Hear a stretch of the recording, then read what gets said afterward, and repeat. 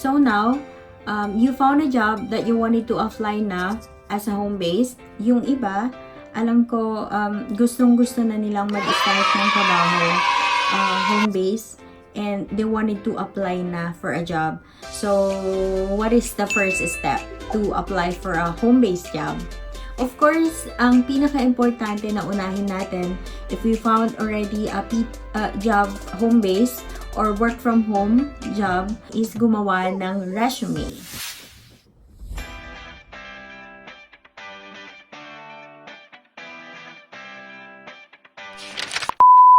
Hi mga mems! It's me again, Claire. Welcome to my work from home story. Yan naman ang pag-uusapan natin today.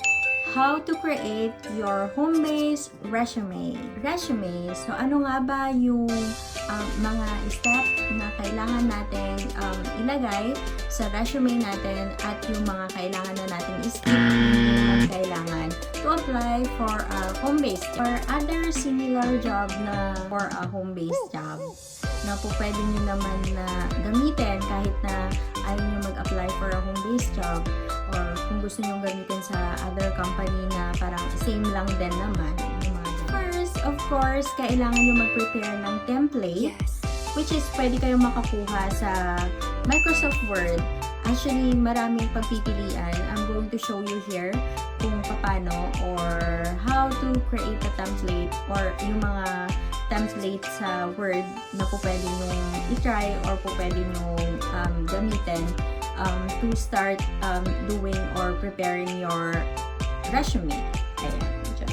Ano nga ba yung unang ilalagay dyan sa resume na importante? Yung first yan is, syempre yung personal information nyo, yung name or your full name, ayan. And then, you should put your prepared name kung ano yung gusto nyong ilagay na pangalan. Kung mahaba yung pangalan nyo, yung prepared name nyo lang. Kasi kung mahaba, minsan parang ang hirap naman na nilang banggitin yung pangalan mo. Para mas maalala ka nila, kasi pag mahaba yung pangalan mo, parang hindi na nila maisip agad yung pangalan mo, diba?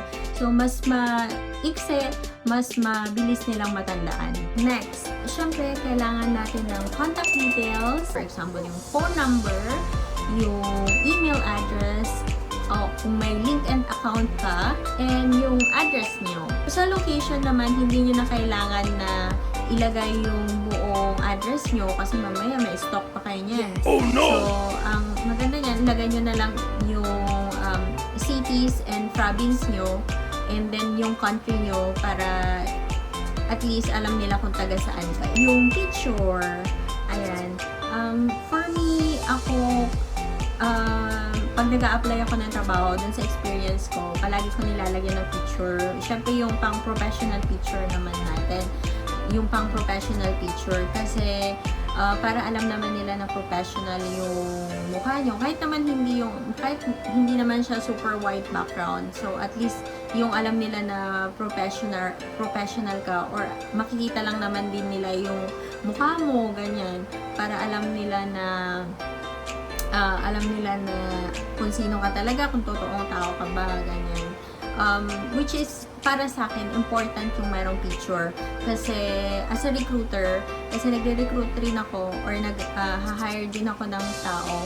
So, most of the time, although hindi ko rin naman tinitignan yung panglabas na anuhan ng tao. Pero at least lang alam ko or alam ko yung itsura ng kausap ko. Parang ang awkward naman na parang isasabihin mo lang yung resume na wala man lang ka-desente. Feeling ko mas decente pa rin yung merong sa akin mas decente pa rin na pag nag-a-apply ka ng trabaho or as yung recruiter na nag-hire ka ng tao is mas easy for us na nakikita yung mukha ng kausap ko. Which is, hindi naman sila nag-i-interview ng video call, ganyan.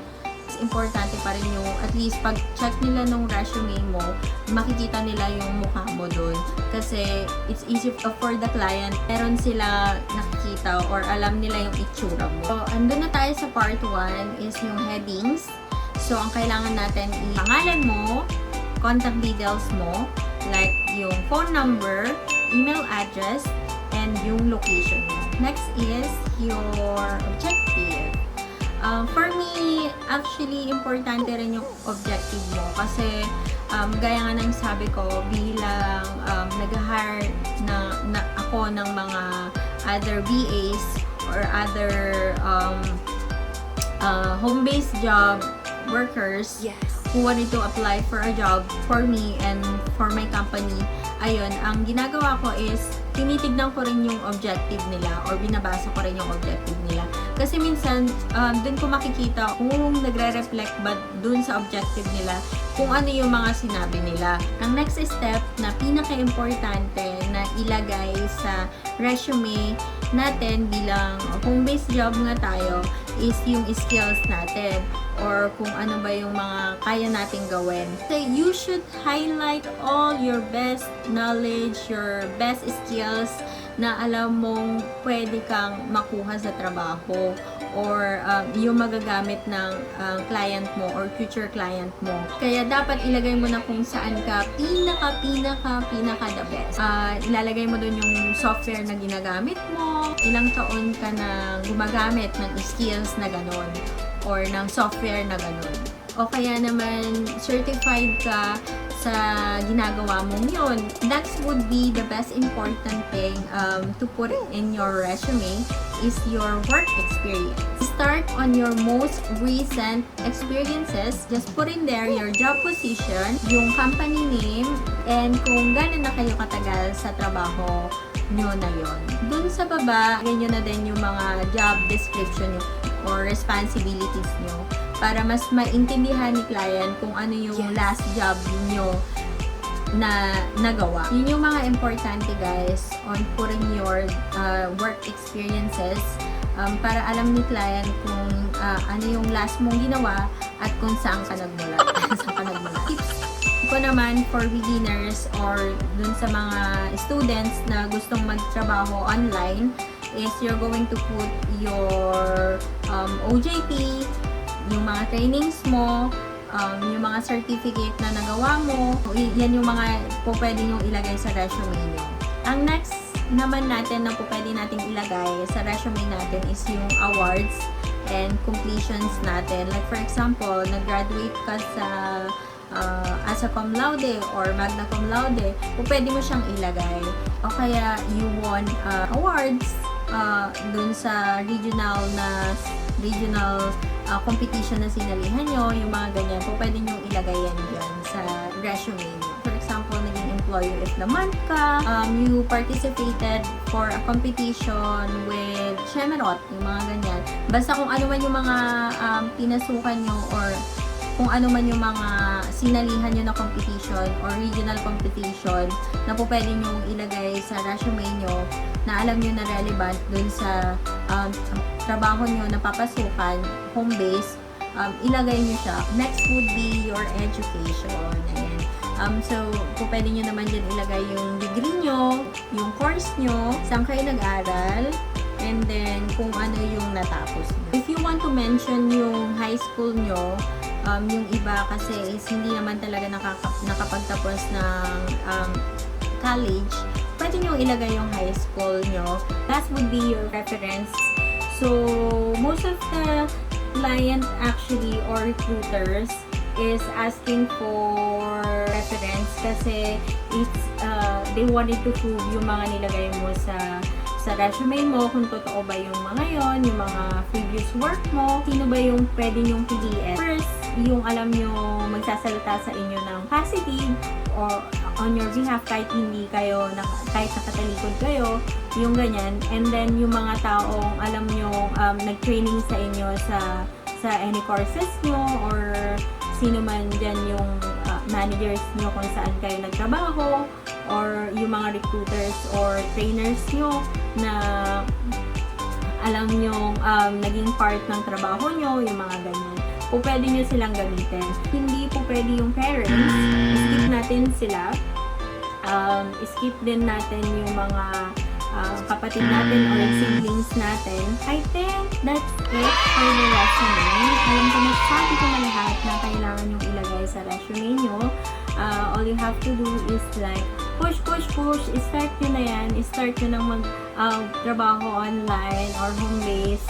If you have a question, kung naguguluhan kayo sa paggawa ng resume, kung meron kayong gustong itanong, don't hesitate to comment down below. I'm here all the time. Pwede ko kayong tulungan paano mag-start ng trabaho.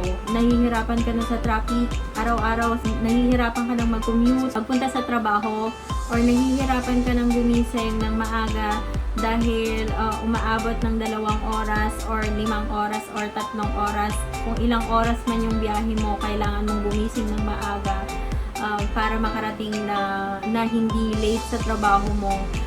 Yun lang naman yung mahalaga. We have the headings, highlight mo yung skills mo, yung work experience mo, awards and achievements mo, education, tapos yung reference mo, at least 3 references. So, gaano ba kahaba dapat yung resume nyo?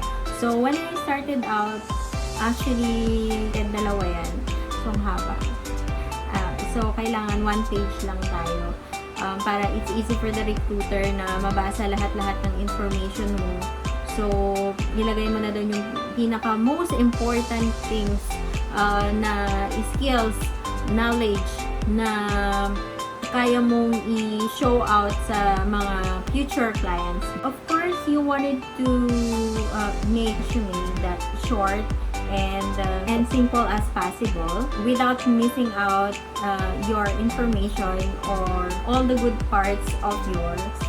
See you again on my next YouTube video. Please don't forget to like and subscribe on my YouTube channel and click the bell button so you will get your notification if I have new videos on how to start working from home. Thank you!